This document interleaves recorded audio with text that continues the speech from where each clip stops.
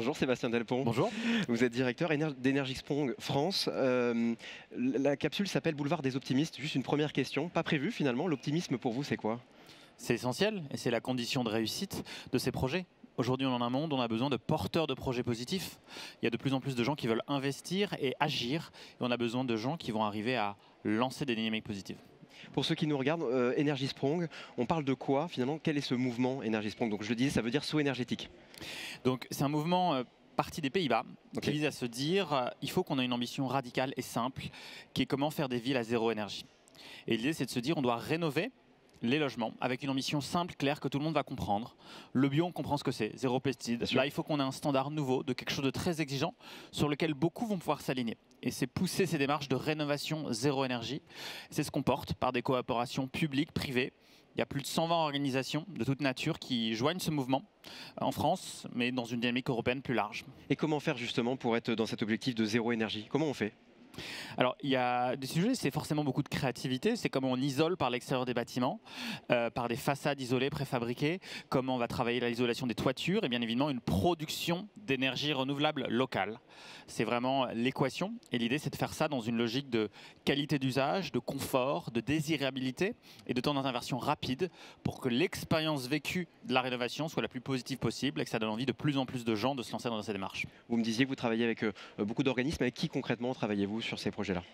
Alors aujourd'hui, il y a une trentaine d'organismes de logements sociaux avec lesquels on travaille. C'est les acteurs effectivement de la demande, des gens qui vont passer des marchés, qui se disent oui, c'est vertueux qu'une partie de mes opérations, je les fasse avec cette ambition de rénovation très élevée.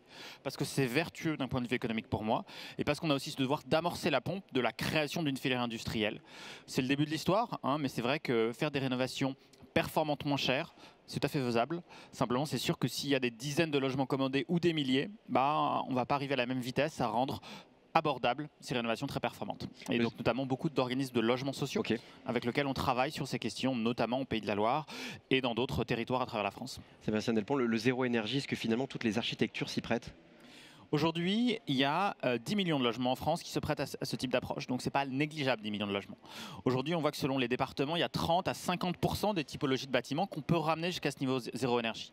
Et ce qui est important, c'est que dans une logique d'ambition forte du climat pour la France, cette stratégie nationale bas carbone, pour qu'en moyenne notre parc de logements soit B en étiquette en 2050, concrètement, ça se fera parce qu'il y en aura 20% en A, 60% en B et 20% en C. Et qu'il faut qu'on arrive à travailler, à baisser les coûts de ces rénovations très performantes qui vont être essentielles dans l'atteinte des objectifs énergie-climat du pays.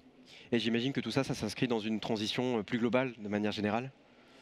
Bien évidemment, parce que l'idée c'est de certes travailler la question des logements, mais c'est s'intéresser à d'autres types de bâtiments, des écoles, des quartiers. On part du logement social pour demain aller dans le logement privé. C'est se préoccuper de la question des mobilités, se préoccuper de la place des matériaux. Je veux dire, la transition et cet objectif carbone, c'est intégrer toutes ces dimensions de façon habile pour que toutes les pièces du puzzle urbain s'embriquent de façon vertueuse.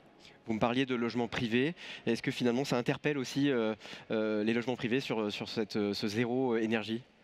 Oui, mais l'idée, c'est qu'il faut aussi arriver par étapes. Oui. Bien évidemment, c'est un futur possible et souhaitable. La question, c'est qu'il faut aller par étapes. C'est qu'on va faire basculer les dominos dans l'ordre. Le premier, c'est le logement social qui va amorcer la pompe, et merci à lui. Et ensuite, par étapes, on pourra aller vers les copropriétés, les bâtiments éducatifs, les logements privés. Donc, il ne faut pas griller les étapes. Il faut le faire par étapes. Et forcément, ce sera plus simple à commercialiser aux particuliers, à vous, à moi, à nos proches, quand ce sera 2 fois moins cher, parce que des grands maîtres d'ouvrage auront commandé en milliers et amorcé cette pompe.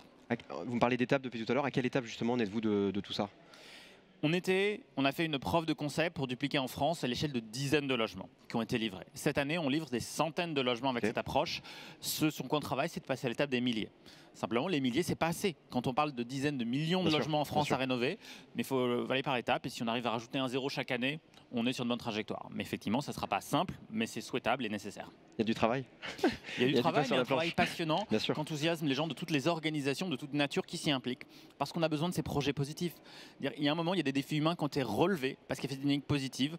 Comment demain, il y en a eu hier des projets Apollo, marcher sur la Lune. Là, c'est pas marcher sur la Lune, c'est réinventer la Terre.